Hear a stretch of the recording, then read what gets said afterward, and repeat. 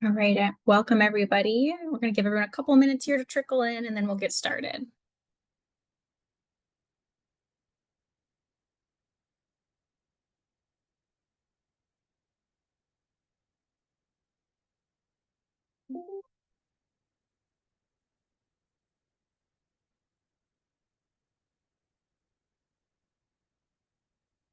I think we've got people coming in, slowing down. So I think we're going to go get started.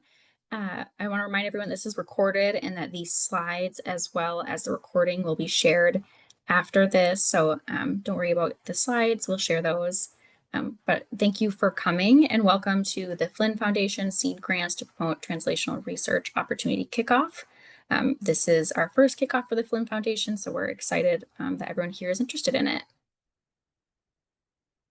But some introductions of the team that we've got here presenting for you. I'm Emily Wilcoxon. I'm the Assistant Director of Research Development here at the Knowledge Enterprise, and I'll hand it to my colleague, Zoe, to introduce herself. Thanks, Emily. Hi, everyone. I'm Zoe Baker, Director of Health Strategy in the Office of the Vice President of Research, also in KE, and I'll pass it over to Tracy. Hello, everyone. I'm Tracy Lee. I'm Director of Innovation to Market, supporting our faculty founders and commercialization of ASU IP from the Edson Entrepreneurship and Innovation Institute. Thank you. Nina, do you want to introduce yourself?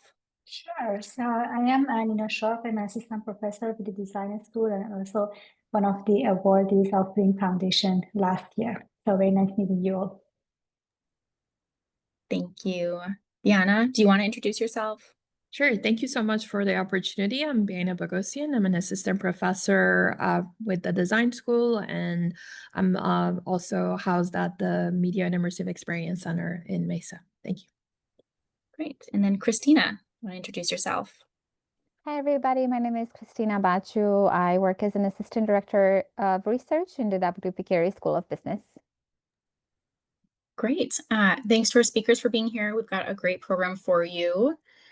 So on our agenda, I'll give a little bit of a program overview, what will be expected for the proposal that you put in, a little bit of the Zoe will give that, and then I'll go into the solicitation and timeline there. And then we'll have Tracy discuss the partnerships, and then the team, Nina, Christina, and Biana, also sharing their experiences, and we'll end with a little bit of discussion and Q&A. So with that, I'm going to hand it over to Zoe to get us started. Thanks, Emily. We can go to the next slide. So I first wanted to talk a little bit about how this program aligns with the Arizona's Bioscience Roadmap. So Flinn Foundation has a long history of mapping out a roadmap for biosciences in Arizona, which is focused on growth of the bioscience ecosystem in the state. The most recent roadmap was published earlier this month, and it focuses on a strategic plan over the next 5 years. The roadmap provides a really helpful insight into Flinn's priorities and kind of how they're envisioning growth in the biomedical and translational research sector for the future. So we have the link to the roadmap that we can provide in the chat if you'd like to read about it in a little bit more depth. But I would like to share 5 goals that were highlighted. And that might be things to kind of keep in mind as you're planning out your proposal. So first is to amplify the collaborative gene. So really improving interdisciplinary cross-sector collaborations, engaging industry partners, clinical institutions, community partners, other institutes of higher education is very important. The second, accelerate research into impact. So highly relevant to this translational seed grant program, identifying kind of the real world impact of your work across multiple outcome areas. So that could be patient outcomes, formation of partnerships, workforce development, commercialization. Third, elevating Arizona's startup ecosystem. So nurturing entrepreneurship and innovation, commercialization. Fourth, strengthening the talent and career pathways through education, training, workforce development, and retention. And then finally, telling Arizona's bioscience story. So the storytelling component is important here as well. So your work might be very technical and high level, but kind of how can you frame it in a way that's compelling to a larger audience? The roadmap also highlighted a few health areas of interest as being kind of high priority as based on potential for growth and existing strengths in the state. So those included things like biomedical informatics, diagnostics, genomics, medical devices, neurosciences, oncology, and precision medicine. Next slide, please. So I wanted to also speak a little bit about alignment with the specific areas of this grant. So having a clear clinical or health focus is certainly a priority area. So that can include a focus on things like diagnostics, therapeutics, devices, health tech, and or precision medicine, etc. It's a focus on translational projects, so those that can make some impact along the bench to bedside pipeline.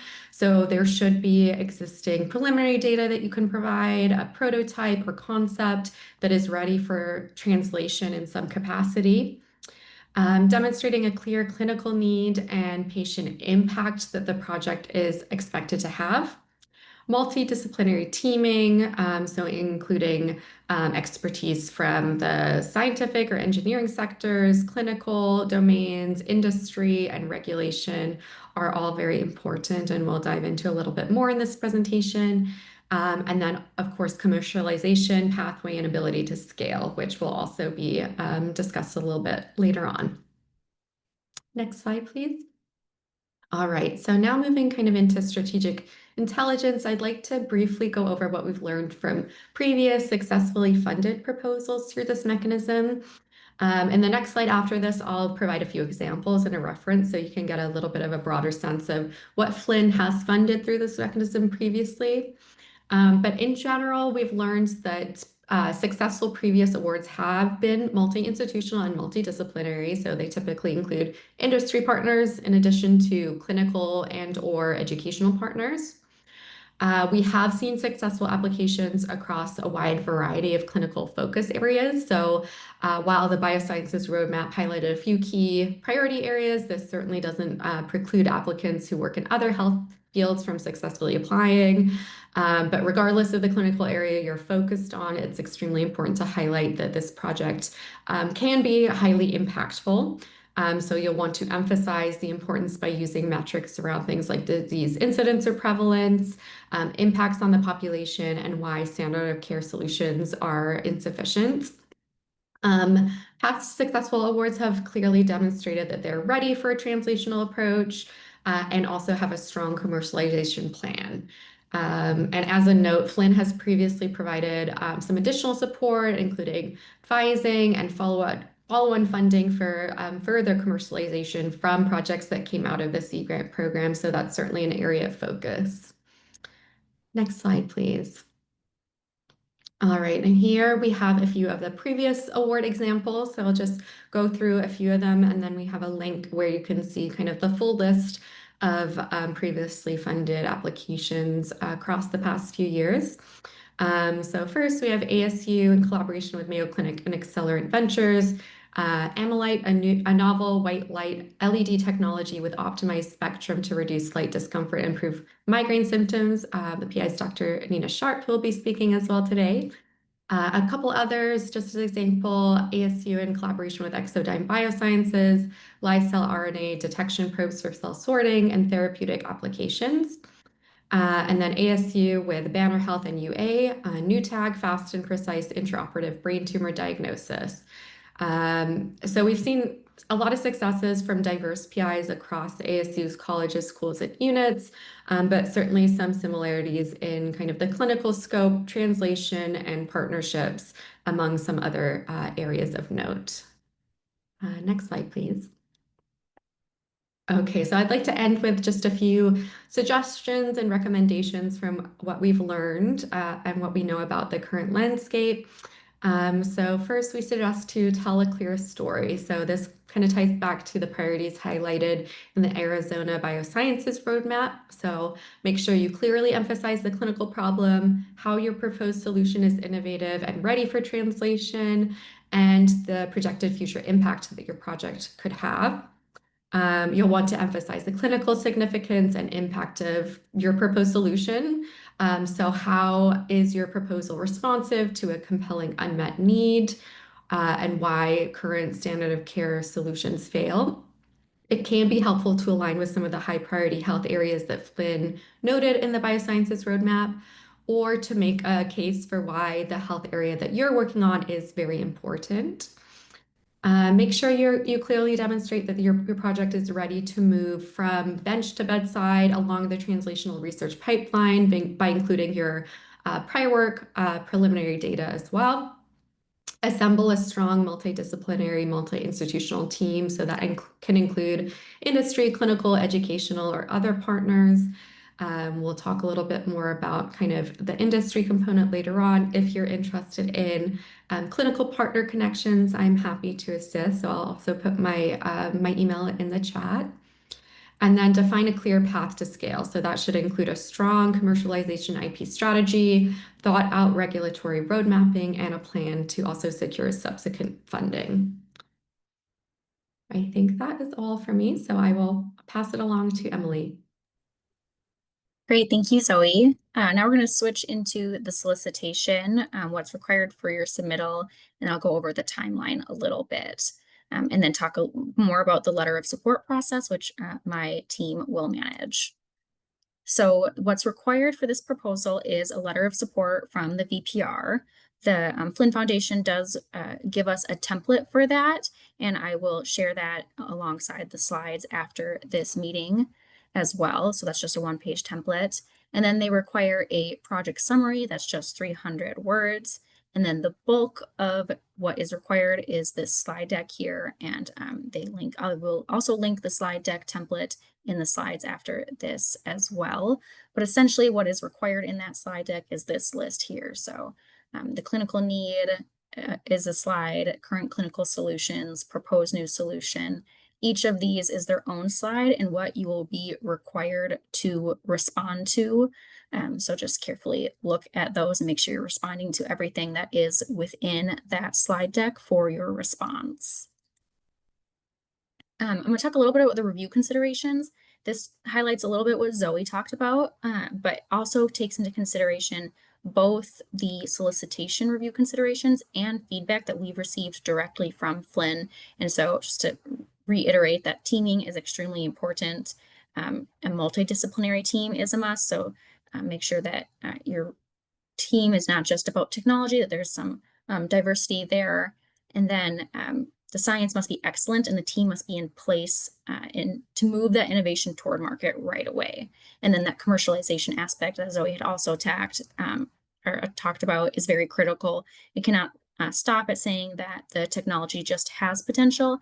It has to be like translational as well. And it must lay out the exact steps that the team will take it to get from concept to market. So essentially, to be very competitive, just make sure that you show a clear, credible roadmap. And then when you're looking at that, PowerPoint presentation that you have to put together, keep these things in mind when you're responding to that as well. Some important dates to keep in mind: we have our kickoff today, and then the Flinn Foundation is also hosting a variety of office hours and workshops. So on September 22nd, they have group office hours at 11. That's kind of open to everybody. And then ASU's E&I, they'll talk a little bit about this shortly, but they are also doing a workshop on September 26th. That will be with Flinn, so make sure you attend that as well. And then Flinn themselves are offering one-on-one office hours. And so if you want those office hours, those are between October 6th and 24th and are by appointment. So make sure to sign up for those early. And then in terms of the letter of support process that my team will be managing, we are requiring those no later than October 13th and earlier if possible, so that we have enough time to route the bunch and review them and then get them sent back to you in time for when the full proposal is due, which that is due October 31st, 5 p.m. And then awards are expected to be announced in March this year. And then for that letter of support process, please email researchdevelopment@asu.edu and make sure that you attach that final letter of support draft.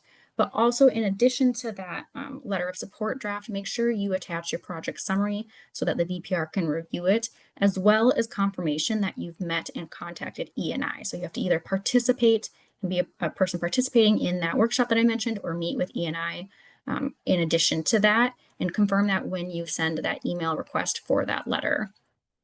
So that internal deadline, again, is October 13th, and then I will route that for institutional signature and return it prior to October 24th. And with that, I'll hand it over to Tracy. Awesome. Thank you so much. We can go to the next slide. I just wanted to illustrate a lot of the support that we offer you through Innovation to Market, which is our rebrand under the Edson E&I umbrella. And it's really focused on how do we help support you in commercializing your ASU IP. And there's a big aspect of this, and you're probably noticing over the last several months, the two key areas that are really fundamental to the work that you do is the translational research. So how are you illustrating how your research has a pathway to go to market? And then the commercialization strategy aspect of that is really the strategy, like how do you get that to go to market? So a lot of the things that we offer under the Innovation to Market umbrella are that venture sprints, lab to launch. We help with securing non-dilutive seed funding. Lab to Launch, which is coming up on October 17th, is one of our Venture Challenge opportunities for you that we do in conjunction with SkySong Innovations, with Fulton Schools of Engineering, other colleges and schools across ASU, corporate engagement, InvestU. And it's really how are we providing you some either some non-dilutive seed funding or some micro grants to support SBIR, STTR opportunities for you. We also offer up venture development acceleration programs that help with not only support for I-Corps, if you are participating in those programs, we highly recommend, or programs that we offer. We are also building venture studio models that are going to be really fundamental on de-risking and really how do we get you investable. So it's really kind of going through earlier interventions on that translational research piece all the way up and through. How do you then fully form a startup, spin out your technology, and become investable? I know Justin just dropped in the chat too. If you're interested in participating to Lab to Launch coming up on October 17th, you can fill out the application for that. We work very closely with SkySong Innovations. That's really critical on how you are doing your invention disclosure, really having more favorable option agreements that benefit the faculty if you're working with us on some of our programs that we're working through, and then licensing out that technology. That's really key in how we're commercializing university IP. We've got other innovation curriculum and coaching, provide you entrepreneurial tools, mentorship. We've got some great mentors that we work with that are really positioned well on that subject matter expertise, combined with the experience that they have in launching their own startups and really how that moves through venture development life cycles. Next slide. So the partnerships piece of it, corporate engagement and others, is really, really key to all of this. So how do we connect you as researchers with those, and how do we build that bridge into the external ecosystem? What value are we providing for them, and how do we know when the right time is when you need to be connected in with industry? So we work with you on those pieces as well. It's really important that we are able to draw that line from the research that we're doing inside ASU into how does it become beneficial to the external environment. This also really touches on how we are capturing that regional innovation. We know that funders and other opportunities, they don't want to just see ASU at the table or U of A at the table or NAU at the table or what we're doing with industry. They really want to see how we're leveraging across our region in order to have that deeper impact. And that's really important right now too, with funding and the landscape that we're navigating through right now, to really be able to identify those areas of opportunity are going to be really important to you. We talk about startup and licensing infrastructure, that kind of venture support. That includes collaboration, co-working opportunities. How do we connect people and get them together? And that also then starts touching on talent development and networks. So you as faculty may not be positioned to be the CEO of your own creation.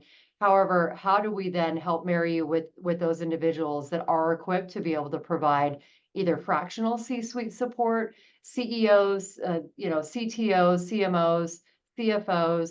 How do we get you the right talent that's going to help you move through that And to that end, a couple of the opportunities that we have coming up for you, we have, as was mentioned earlier, we've got a E&I and Flinn workshop to help you with your applications. That's coming up on September 26th.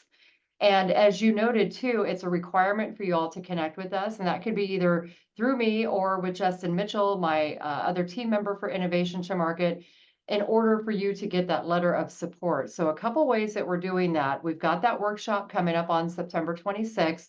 Also a form we want you to fill out so that we can be tracking all of this and move through this very quickly. But we are creating some new tools on commercialization pathways and strategy that we're really excited to share out. That's going to be fundamental for your application. And as you're looking at your work, whether it's Flinn Foundation or other opportunities for you to secure some funding, it's really got to tie in very heavily that commercialization strategy. So we're going to have some templates, tools to help guide you through that process, not only for right now, but what that should look like 6 months down the road, a year down the road, etc. So make sure and fill out that form. We will contact you to schedule some time with you to help share out these commercialization templates and tools and help guide you through that pathway. So that's going to be a requirement for you to get that letter of support. And if you join us at that workshop and we're workshopping your particular proposal with you, that could also qualify to get that letter of support, that touch point with E&I. But we're here to support you and work with you, and we're excited to be able to provide you those resources and tools to see you succeed. Next slide. This is how you can get in touch with us as well. So again, fill out that form that was dropped in the chat in order to give us some preliminary information that we can capture. That way we're able to schedule some time directly with you. But myself and Justin, I know he's on the call right now, we are here in support of advancing your technology and making sure it gets to market.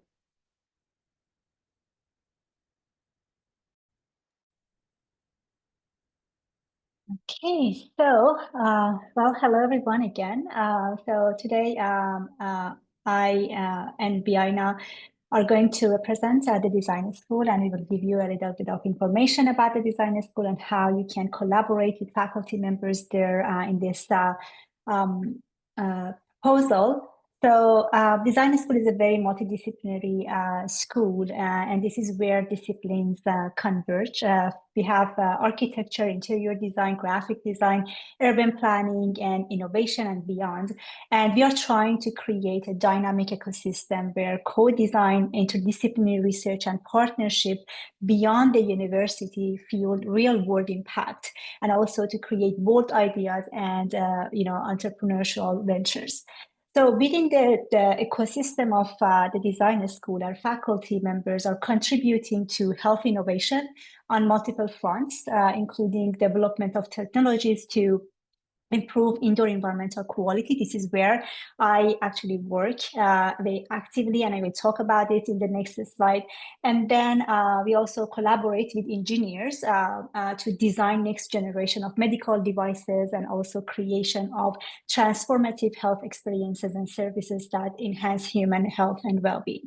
So underpinning all of these is our focus on design strategy and innovation, and we are trying to turn creative research into real-world solutions. That is the ultimate goal in our school. So because we care about the application of the data that we produce and data that we collect. So next slide, please. So Biana and I are going to give you some examples of the type of projects that we do at the design school, because when you think about design school, sometimes you may think it's all about art. It is about art, but it's also about how we can, apply design into those areas that I just mentioned. So I am the founder and director of the Smart Lab at the design school. So this is the multidisciplinary lab that where we investigate human-light interactions. We are trying to understand how various ambient lighting how we can utilize ambient lighting environment as a tool to support health and well-being in people. So we've conducted several clinical trials in collaboration with Mayo Clinic, other medical schools like in Stanford University. and also other schools. And I am working with students, graduate students from different schools, including engineering, like biomedical engineering specifically, computer science, business school, psychology, nursing, and also, architectural students in architectural design. So to conduct these kinds of studies. So this is one example of the project that we've conducted in our lab.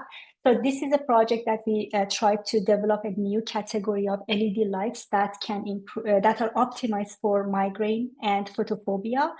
So it's a collaboration with Dr. Todd Schrodt from Mayo Clinic, and we actually started this project 3 years ago, and we developed, the early version of our technology. We raised some money from ASU, Mayo Clinic, and National Headache Foundation to create the first generation of our technology. We ran some clinical research, and when we thought, okay, this is like a product that we can take to the market, we filed the provisional patent and we applied for Flinn Foundation, and we got the award last year. So, and that award actually helped us to move the needle. So with this award, we were able to optimize our technology, create the MVP of our light. So you can see the floor lamp that my student is enjoying under that. So this is the MVP of our technology. And we ran another series of clinical research on the effect of this light on visual discomfort, cognitive performance, and headache intensity in patients with migraine, and also in healthy adults. You can see some of the results. The results are so promising. And then we also used the Flinn Foundation grant to start manufacturing. And we are ready now for beta testing in some of the clinics which expressed their interest to try our lights. So Flinn Foundation grant was essential here because it gave us the money, the financial resources that we needed to, bring that technology from lab to the market, actually. And it is not also about the financial support. We are also part of a group that we meet every other month. And, it's like we learn about the commercialization process, and we actually get the interaction with other faculty members and scientists who want to do this commercialization. So it's very engaging, very educational, and I'm really happy that we got that. So I give it to Biaina to talk about her examples. Thank you so much, Nina.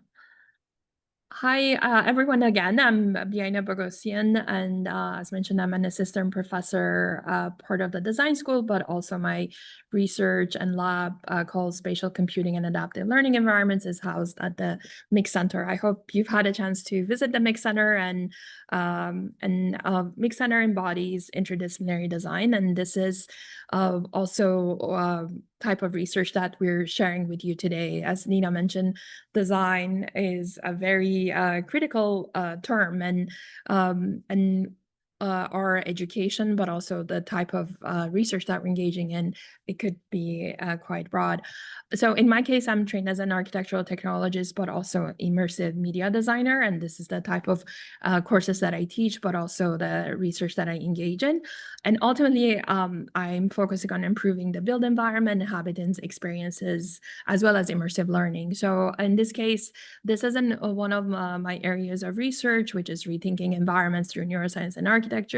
I'm actually part of ANFA, which is Academy of Neuroscience for Architecture. I'm an advisory council there, and there's an upcoming conference at the Salk Institute. So that kind of embodies this interdisciplinary mission of rethinking the built environment. So in this case, this was an ongoing research that was funded by SOM Foundation that allowed us to look for the relationship between spatial design and human cognition and comfort.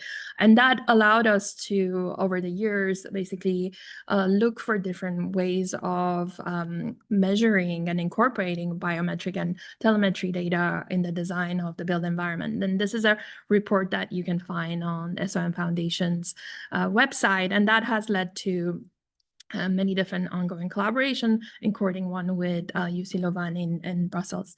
And next slide, please. And another area of research that this is focusing on immersive learning. For the past 5 years, I engaged in this NSF-funded research focus on creating immersive robotics training. And this is a great example how we can start from training that focuses on one field, but then we start to look for transfer of this knowledge. So in this case, we initially build an extended reality training pipeline that teaches core robot competencies, including safety, protocols, spatial awareness, task composition, etc.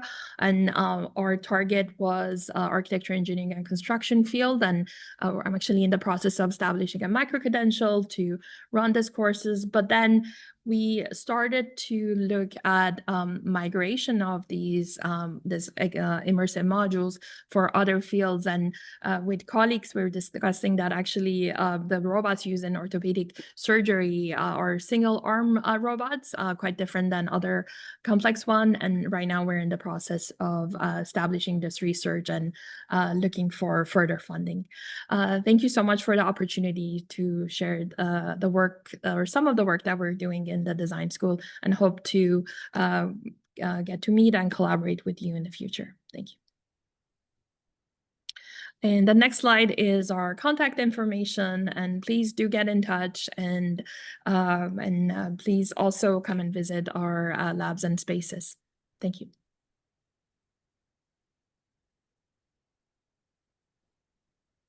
Wonderful. I will take over now, and I'll talk a little bit about the capabilities and resources that we have in W.P. Carey School of Business. All right, so W.P. Carey School of Business is one of the largest business schools in the United States, students-wise, but also faculty-wise. We have around 170 tenure track faculty and many more career track faculty among 9 different academic units. Unless specified otherwise, all these departments are housed on the Tempe campus, around in buildings at 450 East Lemon Street, that side of campus down there where McCord Hall and BA and everything else is. Our departments and researchers really span a wide variety of disciplines. We value interdisciplinary collaborations very much, not only within the business school, but beyond business school, at ASU and beyond. Next slide, please. As part of the business school, we also have quite a couple of different centers. For the purposes of our conversation today, we have here up on the screen just 6 selected centers that we figured could be relevant for this particular opportunity. Such as Center for Entrepreneurship and New Business Design, led by Jared Brine. Very important Center for Responsible Supply Chain Management. This is a newly launched center, just 1 year old, that's focusing on, as the name suggests, responsible supply chain management. We also have the Global Center for Technology Transfer, which is a partnership between a couple of different units, including the Watts School, and also, I think the last one that I'll specifically mention here is Center for AI and Data Analytics for Business and Society, because they focus their work on AI and data analytics. However, all these centers have folks that are formally affiliated with them that conduct research that is relevant for this particular proposal. But there are also faculty members sprinkled across the business school that may not necessarily be formally affiliated with any of these centers, but that who still conduct relevant research on these topics of entrepreneurship, AI and data analytics, and very importantly, supply chain and healthcare. We have quite a few faculty members who are experts on supply chain and healthcare. And in fact, we have one of our annual signature events is the Arizona, gosh, I'm blinking now, Business and Health, there we go, Business and Health Summit, which is taking place in November. All right, next slide, please. A couple of select labs that also we figured could be relevant for this opportunity are the Supply Chain Resilience Initiative and the Food and Agribusiness Lab, as well as the Robert Cialdini Behavioral Research Lab. They're housed in the Department of Marketing, and the Management Behavior Lab. They're housed in the Department of Management and Entrepreneurship. Again, our researchers are very focused on interdisciplinary work and collaborations, and we would be more than happy to help connect people and ideas. It's one of our favorite things to do in the business school. So with that, please don't hesitate to reach out to myself. The next slide, please. To myself and or Jeffrey Wilson, who is our Associate Dean for Research and Inclusive Excellence, would be happy to talk more about anything and everything. Thank you. All right. Thank you, everyone, all of our speakers. If anyone has any questions right now, we can get rid of this screen share and open up to the floor for any questions.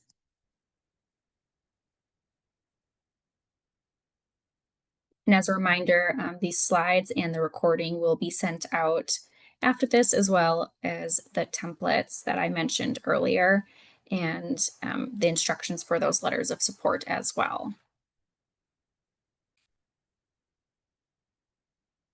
If there are no questions, I'll just leave it at that. Thank you all for coming. Remember again to look very carefully at all of the review criteria and the considerations, and go to those upcoming events with E&I if you are planning on applying for this. And have a great rest of your week, everybody. Thank you, Emily. So you, everyone. we will receive an email for the slides and instruction, right? Yep, you will receive an email, yeah, and that email will have these slides as well as the slide that's required for from Flinn. Okay, awesome. Thank you. You're Thanks, welcome. everyone. Bye, everyone.